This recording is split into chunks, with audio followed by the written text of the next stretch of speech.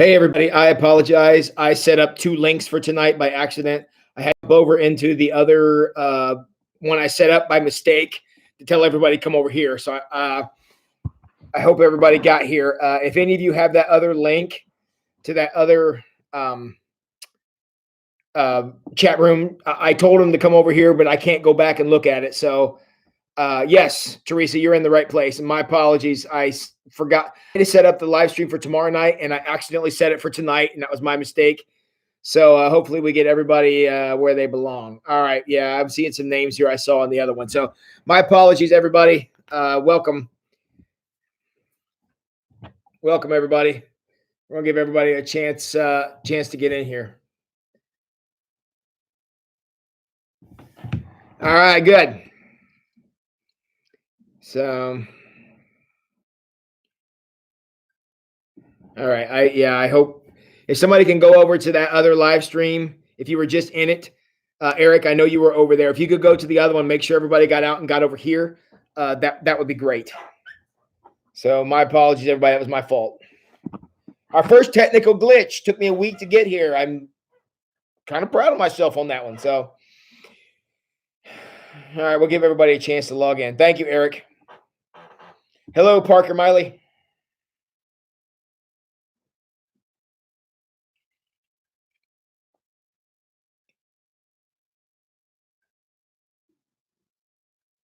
All right.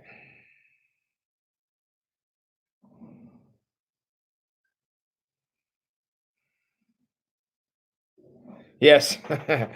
Yeah, I'm not being too proud. I'm just actually kind of surprised I made it this far.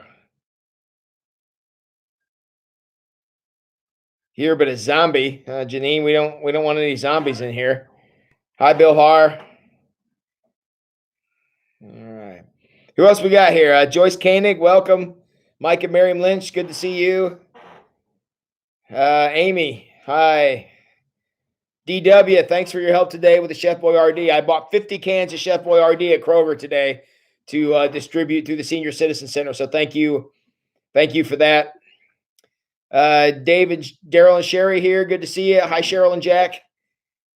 Susan Egri, Sharon Wingett. Sharon, welcome. Glad to see you here tonight. Hi, Cheryl. Hi, Amy again. Hi, Kim. Appreciate y'all being here. Lisa Harner, appreciate you showing up. And Crystal and Bill and Haley. Welcome, Haley. Glad to see you. All righty. We're going to jump into this in just a second. I'm going to give everybody a chance to kind of get on here since I screwed up. Eric Gurman, are you back yet? Let me know when you're back, Eric, and let me know if there's anybody else over there. So, who's there, Joe? Hi, Dennis and Trina.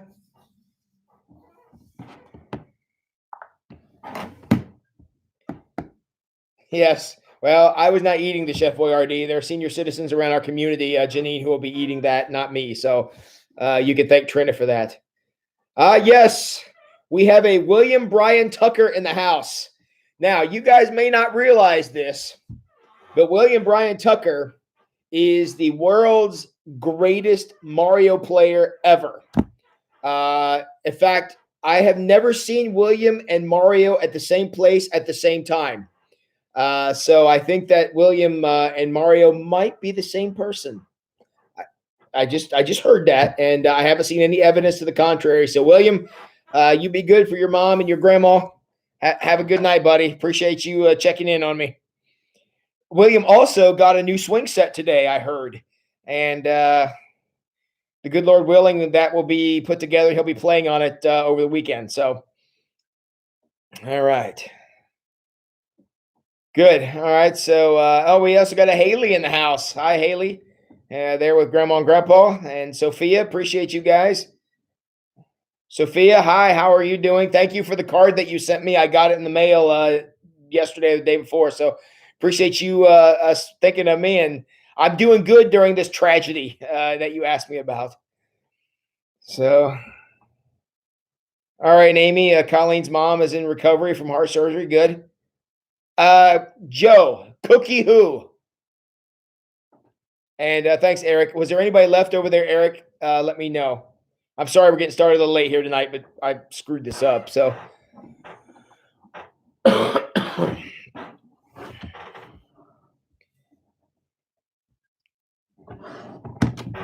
Joe Sutton, cookie who?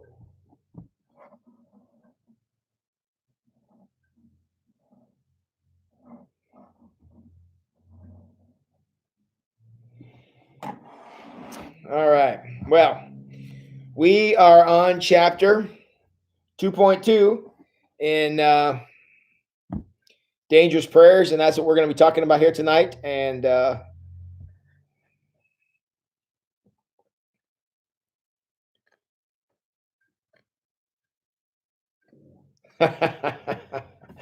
I take it there are cookies on my porch at home. I'll be looking forward to that very soon. Yes, lots of vitamin C. I drink a vegetable concoction every day that's got lots of vitamin C in it. So thank you for that, Amy.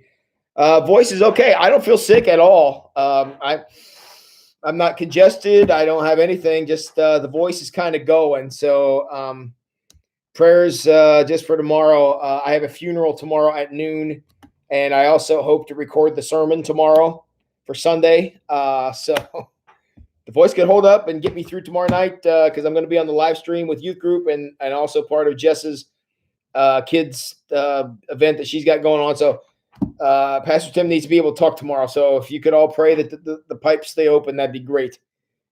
So Wendy Noss is having emergency hip surgery tomorrow. All right.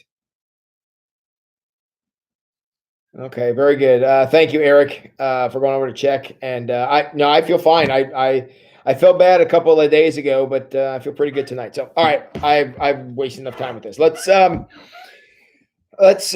to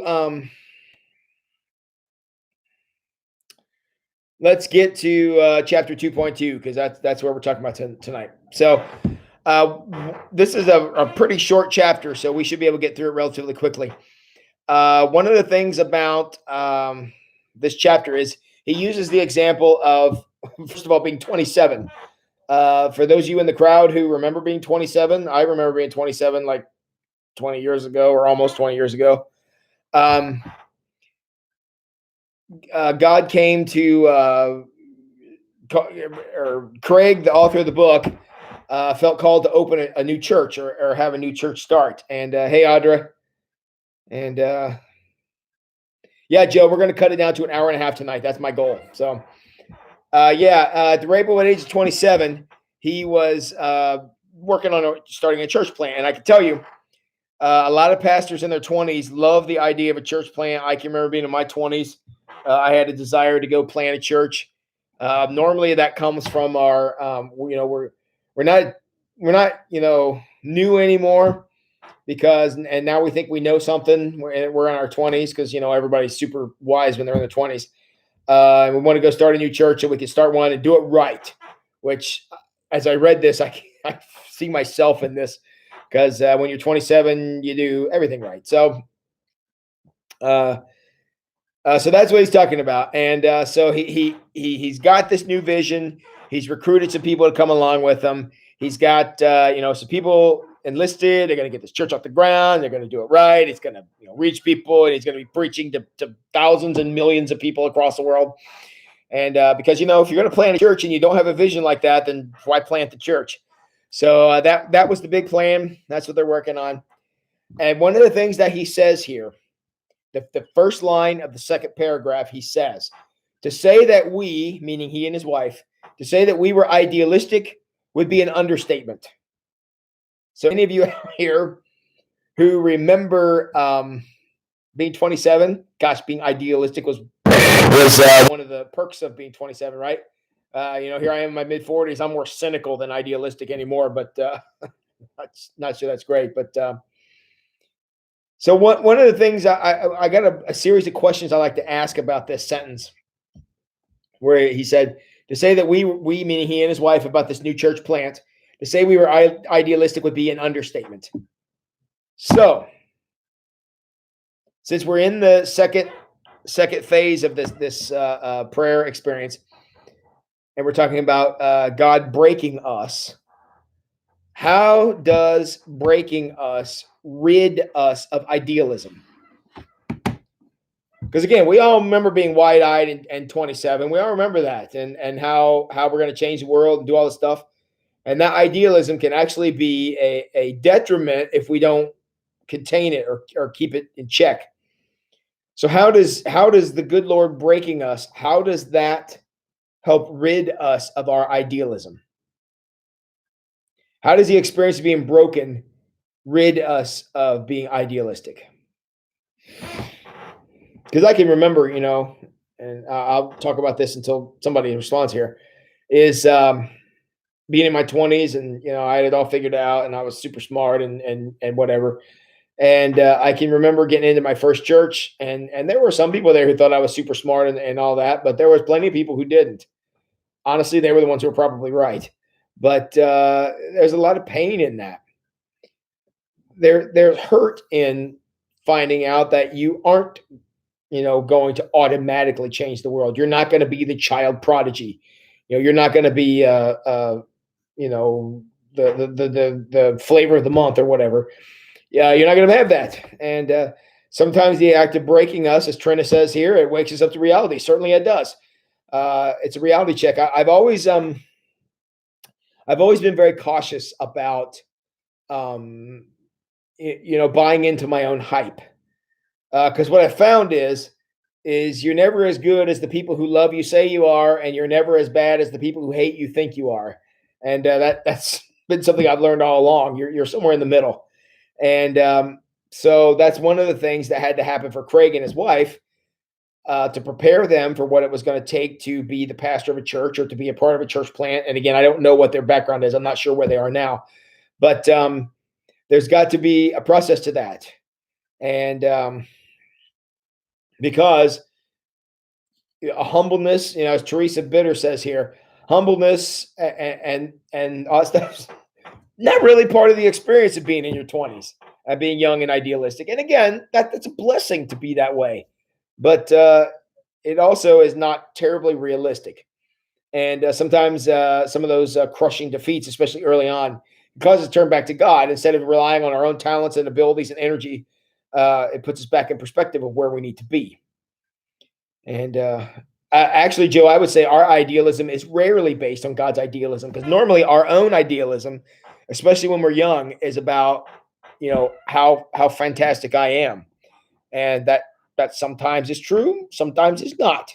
Again, and I'm not trying to give anybody negative self-esteem, of course, but we want to keep that idealism in check, because that can get to be a crutch. It can get to be a problem, and usually, Miriam, the ego does take a hit, and that knocks us off our high horse, and that's a good thing, because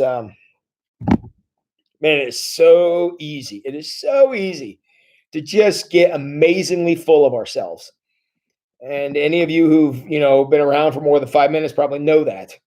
And you probably think back to where you were when you were younger and realize, holy cow, I was really full of myself.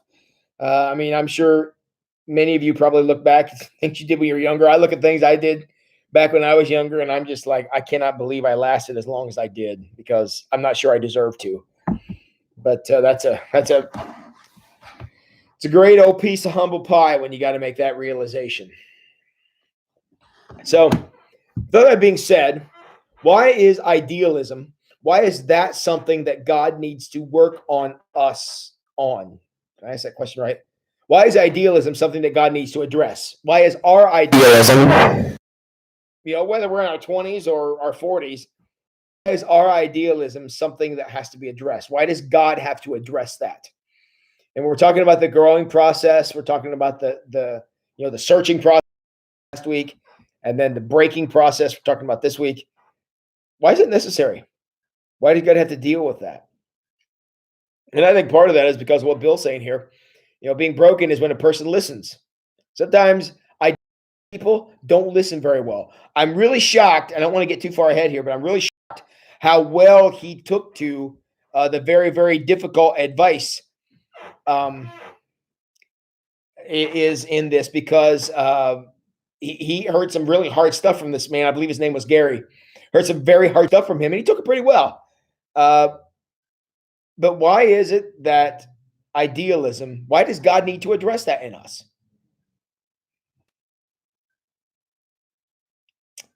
Why is that something God needs to address? And hello, Jess. Jess is not much more than 6 feet away, but there's a wall between us. So, yeah, Trent, that's how we grow. It's part of the trusting process. You know, honestly, any relationship you have with anybody is going to grow when it's tested. And I don't mean we got to be stupid about that, but when you go through a time when you need somebody and they come through for you, that's a powerful experience, and that's a great relationship growing experience when somebody says, or maybe not says, but somebody gets into a situation where they need you, and you come through, or you're there at a bad moment, or you're there to provide some support. I mean, relationships really take a big step forward in those moments. A relationship with God is just the same. Sometimes we have to allow ourselves to have our idealism, sort of knocked out of us so that we can trust God a little more. Even though in the moment we might be saying, God, why? Why is this bad thing happening? Why is this adversity taking place? Why are these people not buying into my brilliance? And in those moments, we may learn to trust in God. So, and yeah, Teresa, again, we want to focus on God's vision, not our own, because that can get to be very, very self-centered. Okay. Yeah, Kim, a couple of times getting kind of running into problems where we, kind of get out in front of God and struggle with something or struggle with an experience. A couple of times doing that, and a couple of times of having to defend yourself against accusations of whatever form the accusations take. You do that a couple of times, and eventually you're going to realize I better have some the backup of the Lord, because if I can't justify or I can't explain what's happening here by by God's standard, then I'm kind of stuck out there literally holding the bag when the accusations come along. So a couple of times of getting out in front of God and getting surrounded and having something bad happen, and not being able to defend yourself. A couple of times doing that, suddenly you're like, I don't want to be out in front of God anymore. I want to be able to say when somebody accuses me, I want to be able to have a sound explanation for why we are doing or not doing what's going on here. Because you get out in front of God, and once the controversy starts to fly, which it inevitably will, you stand alone under that spotlight a few times, and you won't want to do that anymore. So, cool. All right, Linda Burkholder, welcome. Glad to have you here tonight. So, all right. So, all right, let's go on to the next page. Now this is where he pulls the man, Greg Walter. I don't know Greg Walter, never heard of him, but he is a church consultant and apparently somebody that Craig, the author of our book, had a great deal of respect for. So he has Greg over for supper or breakfast or some meal or something. Yeah, breakfast. And so they got this breakfast there in front of them. They're getting ready to talk through this great, amazing idea. And, Gary's kind of the old, wise, person who's been there. And Craig is this kind of young, energetic, passionate, confident, who's pitching this idea. So he goes through the idea of this church plant, and he explains everything he thinks he want to do and how it's going to work and blah, blah, blah, blah, blah. And it says here, if you go down to the paragraph that starts with, but before I could convince Gary of how our little band of faithful people, skip down to that paragraph. It's 2 or 3 down from where I was before. It says, he stopped me mid-sentence. I've been on both sides of this conversation. I've been on I'm really excited about things and I'm talking to somebody, I want their support.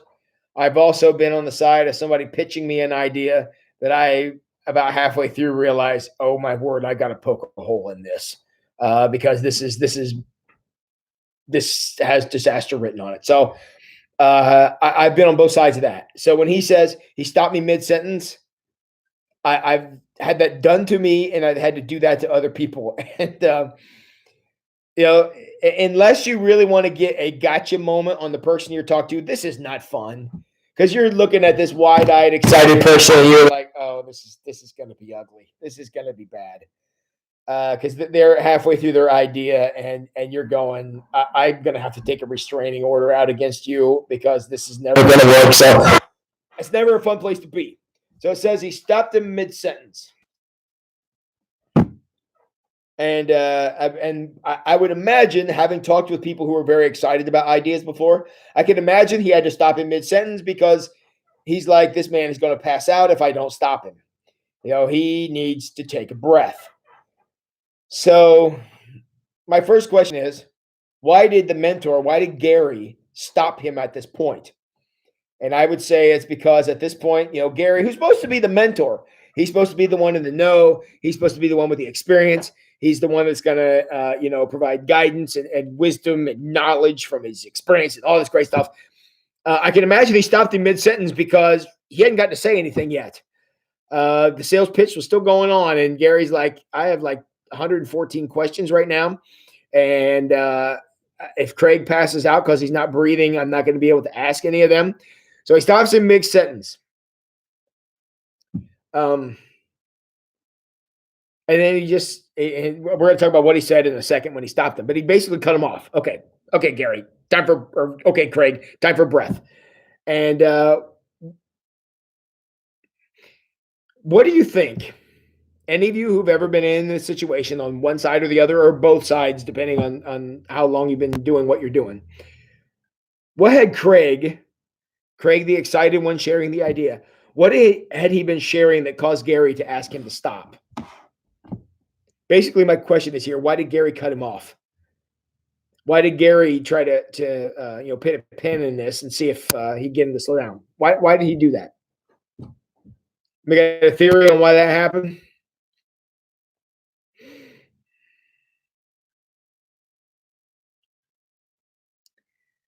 Why did Gary feel the need to get Craig to stop, doing the auctioneer sales pitch, which I'm guessing it probably was?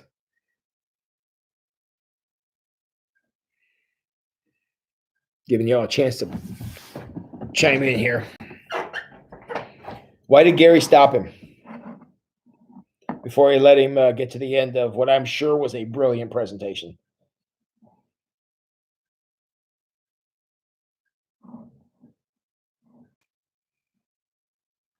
I think Joe and Teresa are on the same page.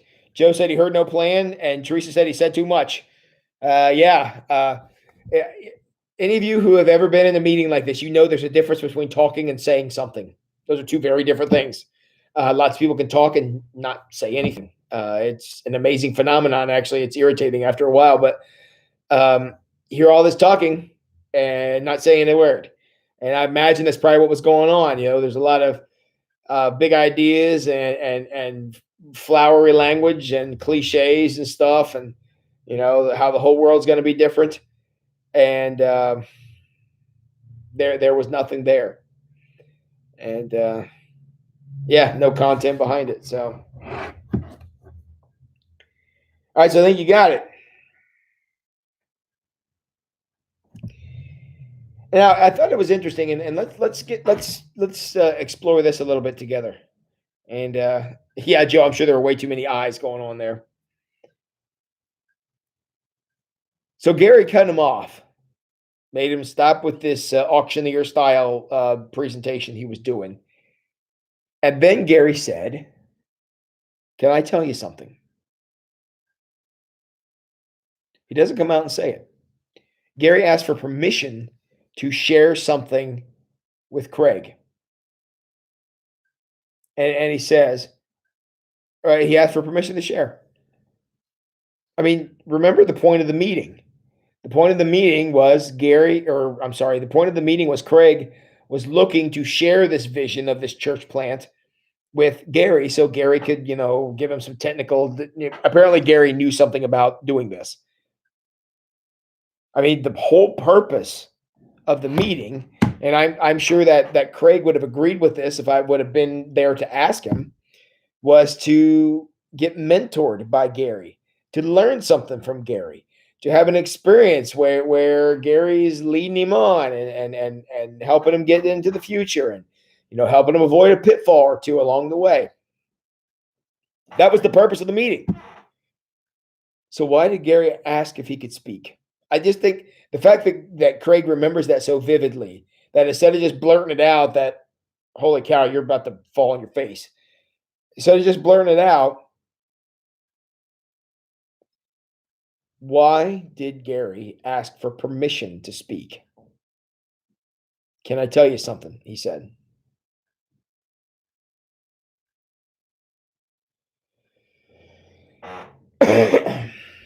Oh, Daryl, I would agree with that. I'm sure, and again, as many wide-eyed idealists will do, is they were talking all about what they were going to do and not what they're going to become to the church, or what God was going to do through them. And many of these auctioneer-style presentations, that's exactly what they are. Here's the 101 things I'm going to do, and it's going to be awesome. It's going to be great, and I'm going to end up being celebrated as the greatest thing since sliced bread. And I'm sure that Gary was hearing quite a lot of that at that point. Okay, for emphasis' sake, Cheryl, I agree with that. Probably for emphasis' sake, to get him to shut up for 5 seconds and listen, to get his attention, to let him know that, hey, Craig, if it's okay with you, I'm going to actually do what you called me here to do, and I'm going to speak. Is that okay? I also think that as Gary listened, and since Gary is apparently a very wise man, uh, he knew what he was going to say was not going to be something Craig was going to want to hear. And we can tell by the reaction, if you've read this chapter, that Craig wasn't like, oh, yes, yes, this is fantastic. I'm so excited to know that this is going to happen. And I don't think that I think Gary wanted to emphasize it so that Craig would take a second and listen. So suspense is killing me. Now, is that you, Joe, or are you talking about Gary, or are you talking about Craig? But I think the suspense is there. So, okay, Cheryl, I think that's kind of where I was at. There was an idea of respect going both ways. And you could tell if you've read the chapter by the way Craig records this or recalls this and writes it into the book. It's clear that he did feel respected by Gary. Gary spoke very respectfully. To ask permission to speak was a very respectful thing to do. And I also think that level of respect was going to be necessary, because any other way, Craig was not going to be able to hear this, because what was about to be said was not something many people would not something anybody would get excited about. And to show that level of respect means, it helps Craig leave the meeting. I mean, this level of respect is the difference between Craig leaving the meeting going, man, that old guy, he don't know nothing. I know everything, and what a waste of time this was. The difference between that and Craig writing a book about it years later, that's a significant difference. And so that's good. It also says, and I'm sorry, Joe, I'm going to build the suspense here a little longer. It says, okay, Craig, who I'm sure was taken aback by the question, now Gary has Craig's undivided attention. And then Gary sits there for a moment.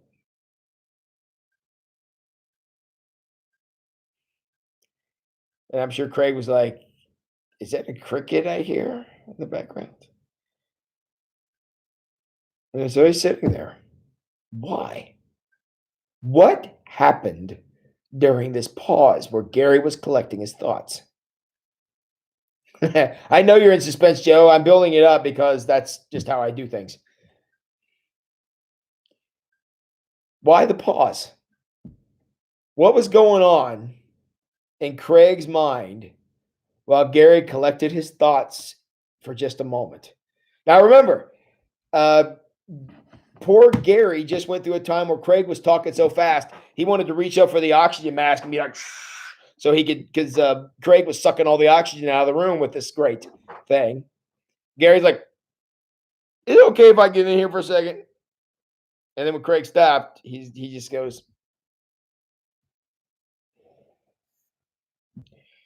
gathering his thoughts. What do you think was going on in Craig's mind while Gary was there hashing it over in his mind? Trying to get his thoughts straight.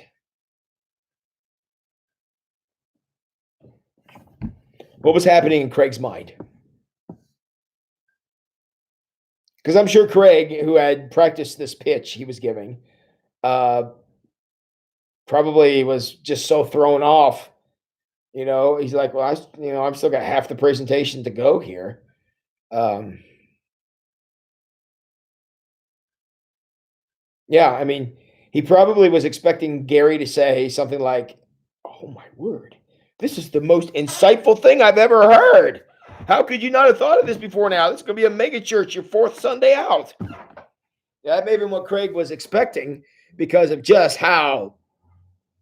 blowing it out of the water he was doing here. So that's what Craig is thinking. Gary's thinking, this guy's in for more trouble than he realizes. That's what Gary's thinking. So in that time, and we've all been in that moment, have we not? Yeah, Trina. Yes. It's either one side of it is either, man, I just gave the greatest presentation in the entire history of presentations, or he's thinking, did I blow it? Do I not have a good business model? What do I not have here? And I'm sure he was thinking probably both of those things at the same time. So that was that pause. Probably, yeah. See, you turn aside, then you got Cheryl and Jack's side, where it's going to be something really great, going to be something really difficult, and so there's the pause. So as the anticipation grows, and again, the fact that Craig remembers all this, I bet you $1 that if you could go find this man named Gary and ask him, he doesn't even recall this meeting. I bet he don't even remember it, or he vaguely remembers having breakfast before Craig launched this church plant. Why? Because this meeting was not about Gary, and Gary knew that going in. But God had something he wanted to give to Craig, something he was going to need. And it made such an incredible impression upon him. And again, I don't know what the time frame is. I don't know how long ago this meeting was, but I'm assuming it was many, many years ago. He still remembers so many details. He remembers, how the meeting went. He remembered what he ordered for breakfast. He remembered that Gary asked him permission to speak. He made him sit there for a second while Gary collected his thoughts. He remembers all that. Now, you all have moments in your life where you have a distinct memory of everything that happened because it was such a significant moment for you. And I'll tell you, as a pastor, and it's such an embarrassing thing for me.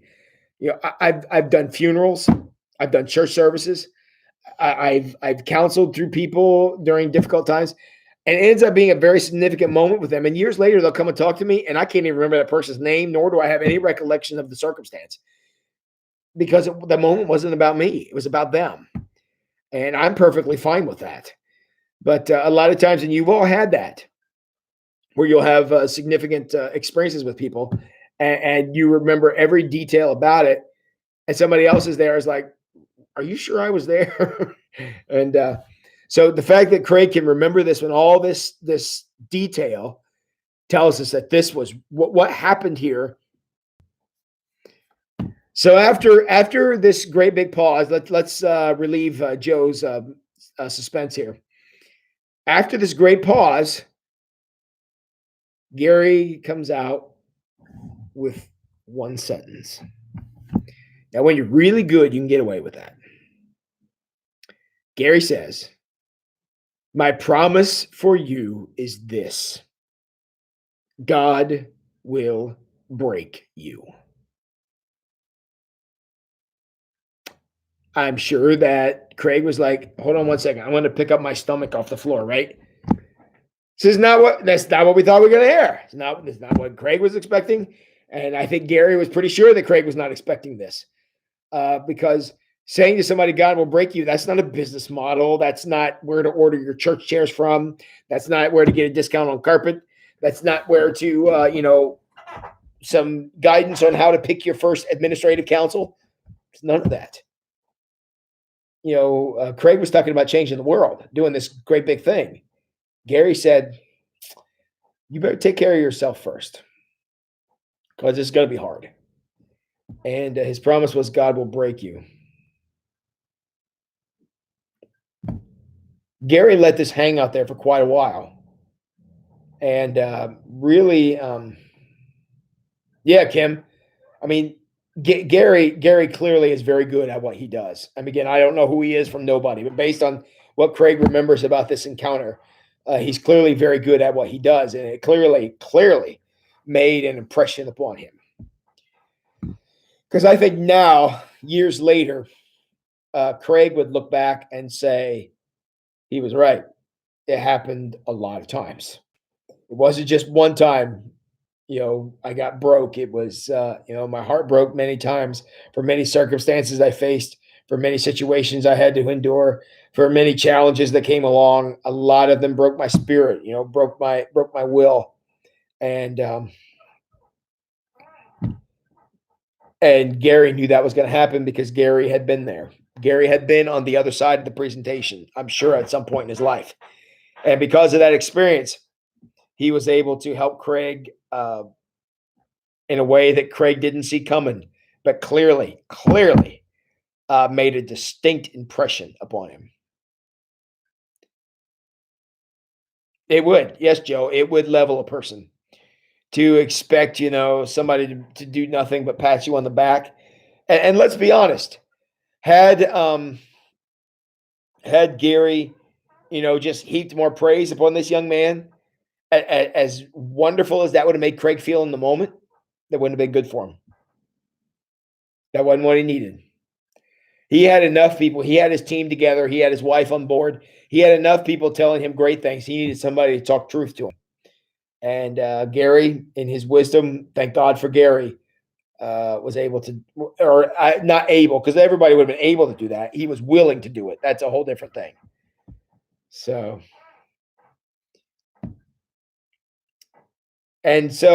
initially, it says, if you skip down another paragraph or two to the paragraph that starts, I glared back, my expression likely, if you start out at that paragraph, he says, my expression likely displayed a mixture of betrayal and confusion. All right, I have really, and probably ridiculous detail, I've gone through the example that Craig gives. Okay, I want you to take just a moment and imagine it was you. You were the one sitting at that table, having a conversation with a trusted mentor about something that you believed truly with your heart God called you to do. You had found people willing to support that, and you're ready to move forward. You're ready to see what's going to happen. And you're going to look for advice, which is what you should always do when you're going to embark on something big. You went forward to give it a try. And they said something that you did not expect and did not have the level of enthusiasm you were hoping for. What would your reaction have been? How would you have felt? Because you've been there. You've had this happen. How would you have felt when somebody gave you advice that at the time you may not have been too sure about, but now you're looking back, years later, and you think, I needed that. Hard in the moment, certainly crushed. I mean, yes, that's exactly where it would be. It would, Joe, cause a shift in who Craig was and who he ended up being. I'm sure it did. And that's great. Crushed. Yeah, Eric crushed. It would have been crushing because we've all been there. And I can tell you, having been on the other side of the table and I had to crush somebody, that's not fun either. But if Gary would have left this meeting doing nothing but repeating to Craig what everyone else was saying, two things would have happened. First, Craig would not remember the meeting because he'd heard that from everybody else. Second, when it finally happened that Craig did get broken by God, it would have been a far worse experience. Because Craig, not only would he have had the betrayal and disappointment much later in the process when it hurts a lot more, but he also would have said, how could no one have warned me about this? How could no one have said something? This is difficult. How could no one have said, anything about how this could possibly go? Nobody tried to warn me. Nobody did anything.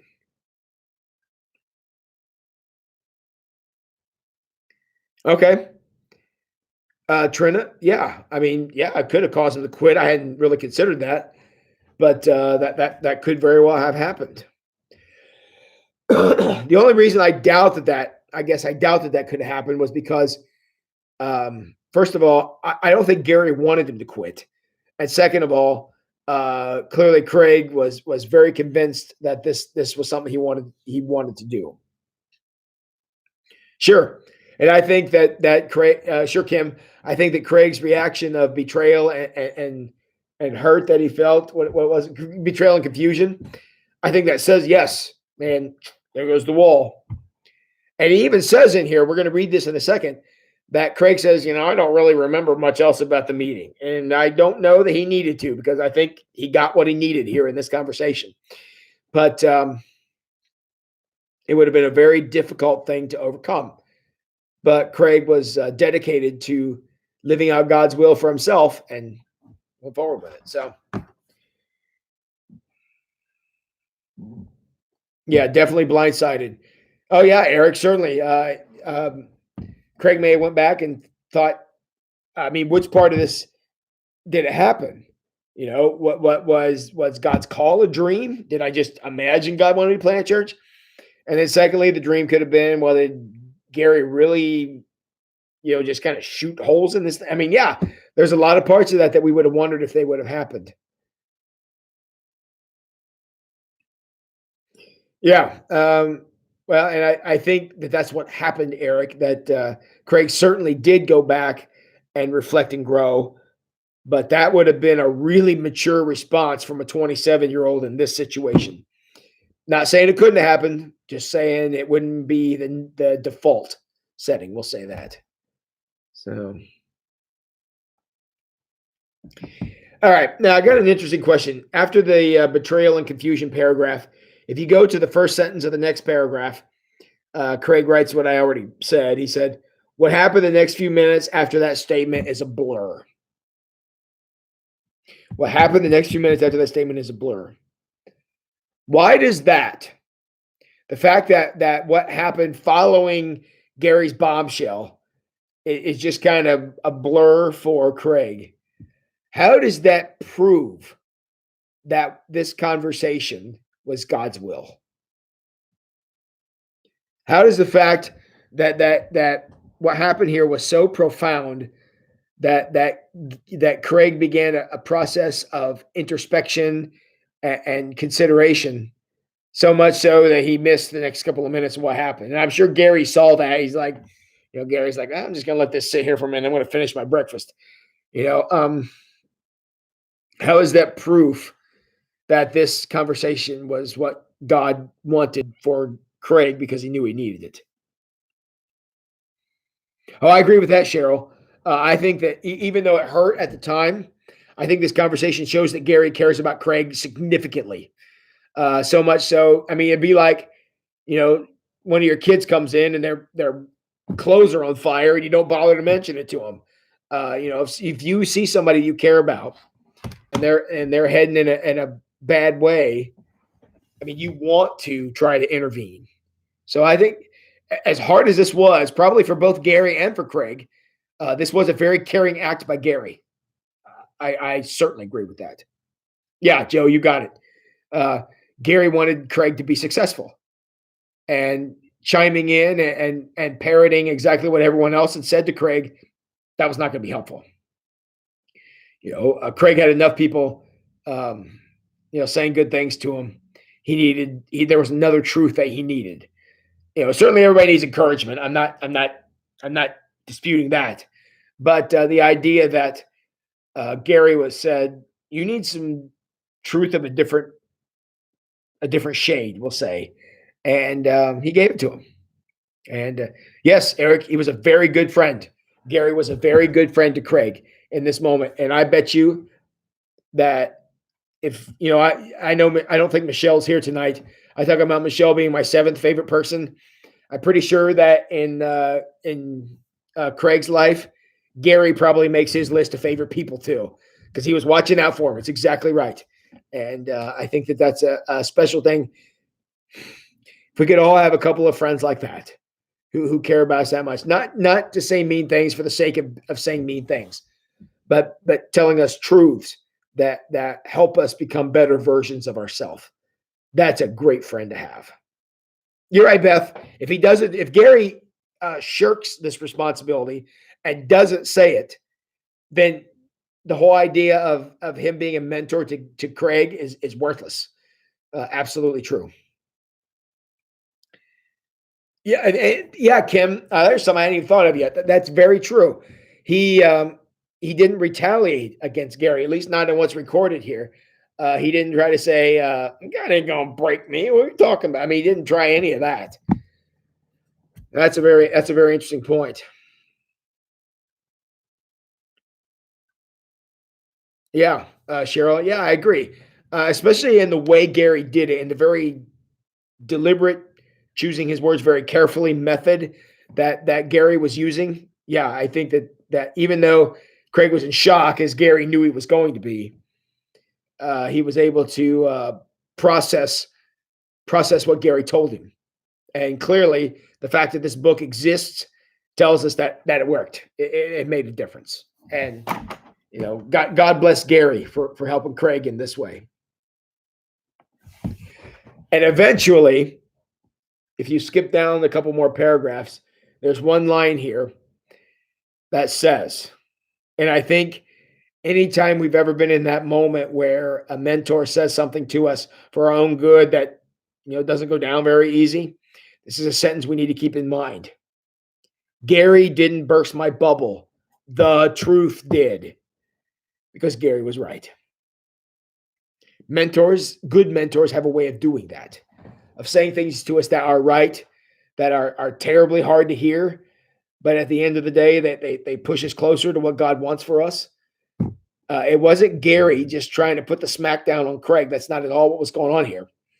What Gary wanted to do was he wanted to give Craig the truth. And it wasn't Gary that, shot holes in his magnificent idea. It was the truth. And the reason it made such an incredible impact on Craig is because Craig knew it. Craig knew it was the truth. Probably as soon as he said it, which is why it was like a nuclear warhead into his life. And and I even think that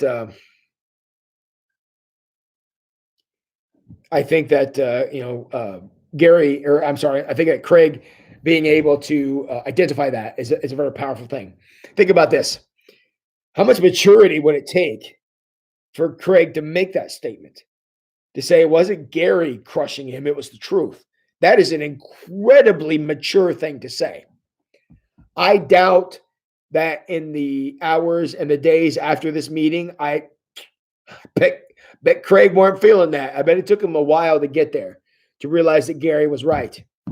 But that isn't, to say, was it Gary? It was the truth that did this. That really just leveled me, as Joe said. That's an incredibly mature thing to say. And if Craig never said this, if Craig never gets to the point where he realizes Gary was right, it's interesting. I mean, we'll never know. We can only what if this, but it's very possible the church plant would not have worked. It's very possible that Craig wouldn't be in a position to write a book like this, because this truth would never have penetrated into him. Craig would never have said, "God, search me." He would never have been broken by God to be able to, become the man he is today. Why? Because, as Kim said, he shot the messenger. If you don't, there's two ways to stop somebody from saying something you don't want to hear. You either get rid of the messenger or you fix the problem. Well, obviously, Craig kept Gary in his life, which thank God for that. So Craig had to make some changes, and that happened because he was willing to, last week, allow God to search him, and this week, learn through being broken by God. It's very likely Craig's whole life could have went in a very different direction depending on the outcome of this meeting. So thanks be to God for Gary being faithful, and thanks be to God to Craig for responding, because that's when it's working, is when those two things happen.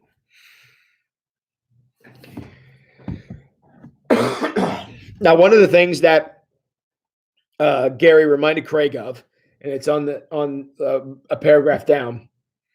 He said, Gary reminded me that God always has my best interests in mind. I'll think about that. Gary said something that really floored. I mean, really knocked Craig off his game here, so to speak. But that experience, that very difficult experience of being disappointed, of feeling betrayed, of having somebody that you wanted to say something wonderful. I mean, not necessarily say something mean, but certainly say something less than wonderful. That experience caused Craig to say, God has my best interest in mind. That was the response. Not the response we would expect, but that's the one Craig got to, and that's why we know that it worked. Yeah, Joyce, that's exactly right. Gary was a true friend to Craig, told him what he needed to hear, not necessarily what he wanted to hear. And look, I'm not saying go around and be rude to everybody. That's dumb. Don't do that. But the idea is that also, speaking sunshine on everybody all the time, that's difficult too. There are sometimes you got to talk tough, talk turkey to somebody, and help them come along, because I don't know if you've noticed this or not, but the world outside isn't always kind, isn't always gentle.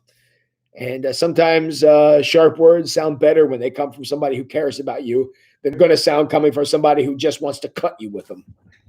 And that's something we need to keep in mind. So one of the experiences of being broken by God, since that's our theme of this second session, is sometimes we have to be emptied of ourselves. And, and that's not always a fun thing, because we kind of like ourselves. And I can imagine that as Craig was giving his sales pitch for this church plant, I can imagine that Gary was thinking, wow, there's a lot inside of you. A lot of energy, a lot of passion, a lot of ideas, a lot of this and a lot of that. And sometimes we have to be emptied of those things. And sometimes in order to be emptied, kind of like an egg, you got to break the shell and drain the insides out. And that's not always fun, being broken. But that's kind of what we're looking for. Beth, I would absolutely agree. The Holy Spirit was absolutely working through both of them, to the point I would even say is that the Holy Spirit was in Gary, it was in Craig, and the Holy Spirit connected together and allowed that to work. The Holy Spirit was in both of these men. God was in both of these men. God had great plans for both of these men, and both of them responded faithfully, and both of them, now Craig probably a little more than Gary, but both of them were built up by this experience. That's what happens when God does things. Everybody comes out ahead. When the world does things, somebody has to lose, somebody has to win. That ain't how God works. God blesses 5 loaves and 2 fish, and everybody eats all they want. That's the way the good Lord works. Is everybody gets blessed. Where when the world, with our limited resources and our limited perspective, there's winners and losers, but that's not how God works. Thanks be to God for that. All right. So we only got oh my word, is it 9 o'clock already? How do you guys get me talking so much about this? Let me ask one last question. I really wanted to get to, because I want to invite you to reflect on this for yourself, and maybe we can come back tomorrow night and talk a little bit about this. Talking about being broken and being emptied. Are there things in your life that need to be emptied? And I don't want you to come up with an off the top of your head thing and write it in the chat. I mean, if you want to share something, that's great. But I want you to spend the next 23 hours until we're back together tomorrow night. I want you to think about that. Are there things in your life that need to be emptied? And what might those things be? I want to invite you to make that be your prayer request over the next 23 hours until we're here, because I'm sure there's something. There's stuff in my life, and I know there's stuff in yours that we need to have drained. Whether it be, it's poison of some kind, something we're hanging on to, something that we're disappointed in, some emotion that's really, really strong. A lot of those things we need to be emptied of, and that's not always a super fun process, but it's a festering wound if we don't do something about it. Because as Kim said here, each time we're broken, we grow, just like muscles. Muscles, when you work them out, they break, they tear. That's how they grow. Our faith is exactly the same. So during this second phase, where we're going to be talking about God breaking us and maybe removing some parts and allowing some bad things to go. Yes, Joe, dangerous prayers can hurt. Actually, dangerous prayers do hurt. And there are things in our lives that got to go because they're taking up valuable space. That's why, once God goes through, remember the prayer from last week. The fourth line of the prayer was, see if there's any offensive way in me.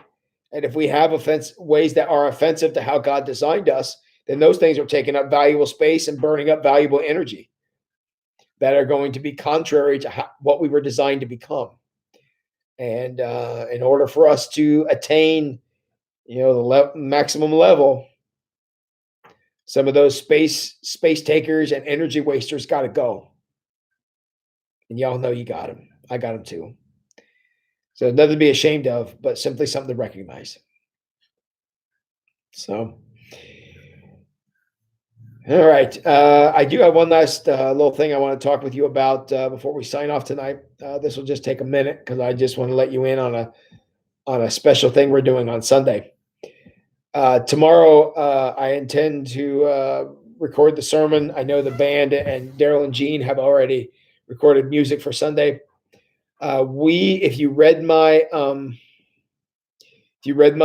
Wayne Street Weekly that came out earlier today, you know that this Sunday we are going to have communion on our regular schedules because it's first Sunday of the month is coming up. First day of April is tomorrow. So we're going to have communion, which means you're going to have communion at your house. So for this Sunday, make sure you come up with some crackers and some grape juice or some bread or whatever you'd like to use. Have those things prepared, and there'll be a time of blessing of those elements, and you and your family can serve communion together. So I hope that you'll take advantage of that. Have your elements prepared so that we can have a time of sharing communion together. Again, I know it's not as good as being together, but it's the best that we got for right now. And so just be thinking about that to make sure you got, some crackers or some bread or some grape juice or whatever you want to use. And we'd love to have you celebrate. We would love to celebrate the sacrament of Holy Communion together. And bring your own communion. Exactly, Beth. So thanks, Jess. So, and 23 hours is not long enough to get rid of a lifetime of stuff. I don't expect to complete this process by tomorrow at this time. But Kim, just know that we're going to start the process in 23 hours. Gene says we don't usually drink grape juice, so instead we're buying a large bottle of it. We're using a grape. Perfect. Get that grape juice out of a grape, exactly as God intended. So this experience together. Thank you, Joyce. But we just want to be able to have the experience of having communion as together as we can be. I've been reading about COVID-19 today and listening to some doctors and things talk about it. It's not going away anytime soon. And I don't know what's going to happen with that. But and I don't know when normal life is going to come back, if it's going to come back. So we need to continue to be very diligent and finding ways of connecting. And I'm so glad to have this format here with you here on these evenings. I look forward to this all day. I sincerely do, and I'm glad to have it. I was doing some counting. I was doing some counting, and if I counted correctly, we are going to run out of Dangerous Prayers chapters on April the 15th, which is a Wednesday. Uh, I'd like for you to think about if this is something you'd like to continue. I am certainly willing to do that. It would be really helpful if we had a topic, a book, or something to study. But I only want to do that if that's something that you guys are interested in. Because if I'm here and only two people are in here with me, I don't want to give up my evenings for that. However, if there's a bunch of you in here, we're all participating together. I would absolutely, positively love to be here with you. So be thinking about if you want this to continue. I know we still have 2 weeks, so we're not in any hurry on this. But yeah, and so something that we can continue doing until life is back in normal. Yeah, Cheryl, that's what I'm hearing too. And Joe, no dad jokes in my chat room, please. Holy cow. Yeah. So anyways, communion on Sunday. Be thinking about if or what you'd like to do once this is over. I mean, by this over, I mean this book is over, which will be April the 15th. Anybody want to recommend a book? I'll be happy to look at whatever or something, but would certainly like to continue because very selfishly, I enjoy this. So thank you all for being here. And I appreciate this opportunity to be here with you.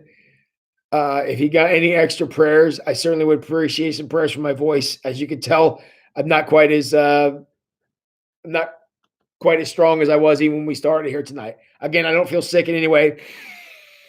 I'm not congested. I don't. My chest doesn't hurt. I don't have any problems. But my voice is going, and I really need it. So if you guys can pray for that, I appreciate it. So, all right. Anybody else? Thank all of you there in the comments. Seems like there's some interesting going on. So we may see what happens. But yeah, we still have 2 weeks of this, so we'll see this through to the end. But thank you all very much. I miss you all terribly. I hope everybody's doing well.